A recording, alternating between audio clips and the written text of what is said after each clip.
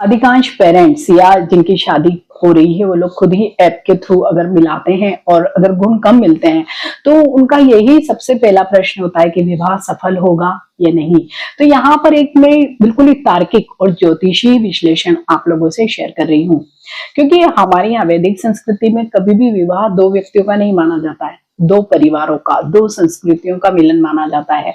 और विवाह को सुखद और स्थायी फॉर एवर बनाने के लिए कुंडली मिलान की परंपरा बहुत ही प्राचीन काल से चल रही है।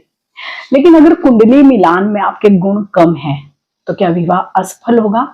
बिल्कुल भी नहीं, क्योंकि केवल कुंडली के जो गुण मिलते हैं उन पर ही हम पूरे वैवाहिक जीवन की नींव को नहीं देख सकते हैं। और विशेषकर आज के समय में ये बहुत ज्यादा महत्वपूर्ण बात हो गई है कि हमारा, क्योंकि प्रत्येक परिवार का, क्योंकि अभी अंतरजातीय विवाह भी हो रहे हैं, अंतरराष्ट्रीय विवाह भी हो रहे हैं, तो वहां पर सारी ही चीजें बहुत डिफरेंट हो जाती है। तो जो हम कुंडली मिलान के जो ट्रेड्स हैं, 8 जो विशेष ट्रेड्स होते हैं या जो गुण मिलान के पॉइंट जिनके आधार पर होते हैं, जिसे हम अष्टकूट मिलान प्रणाली कहते हैं, इसके अंदर जो अधिकतम जो नंबर होते हैं वो आते हैं 36 या 36 गुण। इनमें से सामान्यतः अगर 18 गुण भी मिल जाते हैं तो माना जाता है कि एक अच्छा मैच हो रहा है। तो ये 8 गुण मिलान के जो पॉइंट किस किस पे बेसिस होते हैं? सबसे पहला होता है वर्ण, दूसरा होता है वश, तीसरा होता है तारा, चौथा होता है योनि और पांचवा होता है ग्रह मैत्री। ये बहुत इंपॉर्टेंट होता है कि दोनों की कंपेटिबिलिटी किस तरह की रहेगी।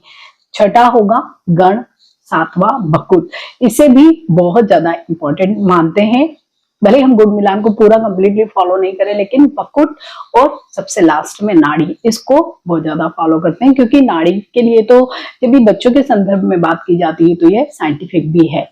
तो इन सभी गुणों का क्या है, शारीरिक, मानसिक, भावनात्मक और सांस्कृतिक जो भी दोनों के बीच में कंपेटिबिलिटी वो देखी जाती है। तो यहाँ ये प्रश्न है कि अगर गुण कम है तो क्या विवाह असफल होगा? तो किसी भी विवाह की असफलता या सफलता कभी भी गुण मिलान पर केंद्रित नहीं की जा सकती है। इसके कई कारण हैं। गुण मिलान तो एक प्राइमरी लेवल है या प्रारंभिक एक परीक्षण करने का एक टूल है, जहां पर हम देखते हैं कि विवाह की सफलता हो सकती है या नहीं हो सकती है। इसके साथ ही हम नवमांश कुंडली या 9D चार्ट में सप्तम भाव की स्थिति को देखते हैं।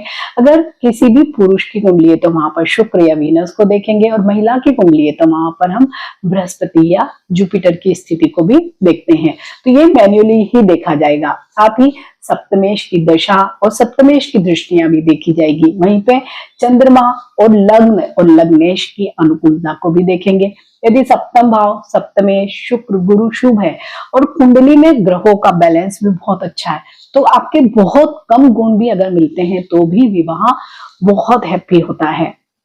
साथ ही जब भी हम इस तरह का कुंडली का मिलान करते हैं तो आप जैसे कंप्यूटर से या किसी ऐप के थ्रू करते हैं तो वहां पर डाटा जो फीड है वो आपको बहुत मोटी मोटी जानकारी देता है, क्योंकि कई बार ऐसे हो जाता है कि बहुत अच्छे गुण मिल गए, 30 से भी ऊपर मिल गए, फिर भी तलाक हो जाता है, क्योंकि उन लोगों में व्यावहारिक सामंजस्य नहीं होता है। एक कारण ये भी होता है कि हमको दोषों की गणना को ज्यादा महत्व देना चाहिए। जैसे कि अगर नाड़ी दोष है, नाड़ी दोष जब बच्चे होने में प्रॉब्लम क्रिएट करता है। बकुट दोष या ग्रह मैत्री दोष, ये बहुत ज्यादा इंपॉर्टेंट है। अगर आपके गुण ज्यादा भी है लेकिन ये तीनों दोष हैं तो आपको जरूर एक बार सोचना चाहिए। परंतु अगर दोनों की ही कुंडली देख के ये दोष शांत या कैंसिल हो रहे हैं, जैसे सबसे इंपॉर्टेंट जो अभी नाड़ी दोष होता है, अगर नाड़ी दोष आ रहा है लेकिन दोनों की ही अगर जन्म राशि अलग अलग है तो फिर ये समस्या नहीं मानी जाती, मीन्स नाड़ी दोष नहीं माना जाता है। इसके साथ ही अगर कोई समस्या है भी, आपको शादी ही करनी, तो आप शुभ मुहूर्त को बहुत अधिक महत्व दीजिए। अगर आपके गुण कम है लेकिन फिर भी दोनों पक्ष विवाह के लिए तैयार है, जो अधिकांश लव मैरिजेस में होता ही है, तो ऐसे में बहुत अच्छा मुहूर्त देख के ही विवाह कीजिए, क्योंकि शुभ मुहूर्त की बहुत ज्यादा महत्ता है। एक तो विवाह एक स्थायित्व वाला एक काम है हमारे जीवन में, तो उसे स्थायी शुभ मुहूर्त में किया जाता है। उस समय चंद्रमा की स्थिति बहुत अनुकूल होनी चाहिए। साथ ही पंचम भाव या द्वितीय भाव, नवम भाव, एकादश भाव की मजबूत स्थिति होनी चाहिए। साथ ही उस समय में राहु काल या गुलिक आदि जो भी ये बहुत ही क्रूर जो समय होते हैं उनसे बचना चाहिए। साथ ही विवाह के समय की कुंडली, लग्न कुंडली जो विवाह के समय की बनती है, जो आपको मैदिनी ज्योतिष के माध्यम से मिलती है, तो वो भी बहुत जरूरी होती है। तो इन सब चीजों के लिए आपको किसी न किसी एस्ट्रोलॉजर के पास अवश्य जाना चाहिए और उनकी मदद लेना चाहिए, और साथ ही उनके जो भी सजेशंस है उनको फॉलो करना चाहिए कि जो भी वो मुहूर्त बताते हैं आप उस मुहूर्त में करिए, क्योंकि आपको नहीं मालूम है कि उस समय में क्या, अगर कोई गुलिक काल चल रहा है या राहु का काल चल रहा है, तो आगे आने वाले आपके वैवाहिक जीवन में बहुत समस्याएं आ सकती है। अगर विवाह के समय की कुंडली जो मैदिनी ज्योतिष से बनती है अगर अत्यंत शुभ हो, तो चाहे बहुत कम भी आपको नंबर मिले हैं गुण मिलान में, फिर भी आपका दाम्पत्य जीवन बहुत अच्छा चलेगा। ये शुभ विवाह लग्न भविष्य की सभी ग्रह दशाओं के फल को भी नियंत्रित करने में मदद करता है, क्योंकि उस समय आपके विवाह के समय में जो भी ग्रह दशा चल रही है, तो आपके दोनों की ही अगर ग्रह दशाएं बहुत अच्छी नहीं है तो उनको भी कहीं ना कहीं नियंत्रित करता है, या उनके अगर ज्यादा दोष है या कठिन समय है आगे आने वाला तो उसमें भी कमी करता है। तो कुल मिलाकर अगर देखा जाए तो गुण मिलान आवश्यक है, जरूर करना चाहिए, क्योंकि बेसिक जो हमको लीड मिलती है वो वहीं से मिलती है, लेकिन ये कंप्लीट नहीं है। इसके ही बेसिस पे कभी भी कोई भी डिसीजन नहीं लेना चाहिए।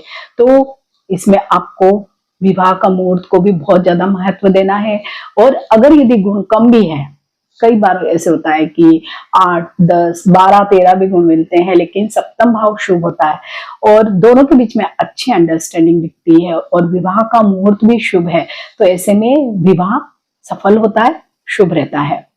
साथ ही अगर कोई दोष है तो आप उस दोष की शांति अवश्य ही करवा लीजिए। जैसे कि कई कुंडलियों में, जैसे अभी हम जो वर्तमान समय में जो केस सुन रहे हैं उसमें मंगल दोष के बारे में बताया जा रहा है, तो जब भी मंगल दोष होता है तो मंगल दोष के लिए बहुत सारी पूजाएं होती है, आप उन पूजाओं को कर ले। साथ ही विवाह के लिए शुभ तिथि, वार, नक्षत्र और लग्न के अनुसार ही मुहूर्त निश्चित करें। अगर आपके भी बच्चों का विवाह होने वाला है या आपका स्वयं का ही विवाह हो रहा है, तो आप इस वीडियो को एक बार जरूर सुनिए, देखिए, गौर करिए और फिर आगे बढ़िए और फिर ही कोई निर्णय लीजिए। तो आपका जो वैवाहिक जीवन होगा, आगामी वैवाहिक जीवन अत्यंत सफल होगा और वहां पर कोई इस तरह की दुखद घटना या ऐसी कोई क्रूर घटना कभी भी घटित नहीं होगी, क्योंकि वैदिक ज्योतिष में हर चीज के पीछे कोई ना कोई तथ्य छुपा होता है। तो अगर गुण मिलान की प्रक्रिया को इतना अधिक महत्व दिया गया है, तो इसके पीछे ये इतने सारे तथ्य हैं कि आपको विवाह फॉर एवर मीन्स एक स्थायित्व वाली जो एक हमारे जीवन की घटना होती है, उसको एक बहुत अच्छे समय में बहुत सोच समझकर पूरे ग्रह दशाओं के आधार पर ही करना चाहिए, तभी आपका वैवाहिक जीवन तो सुखमय होगा ही। आप दोनों पक्षों का भी जो भी पारिवारिक जो माहौल है वो भी सौहार्दपूर्ण होगा, और साथ ही जो आपकी आगे आने वाली जनरेशन है उनके लिए भी बहुत शुभ होगा। अगर वीडियो अच्छा लगता है तो इसे लाइक कीजिए, शेयर कीजिए, मेरे इस चैनल को सब्सक्राइब कीजिए। मिलते हैं एक नए वीडियो में। टिल देन, नमस्कार।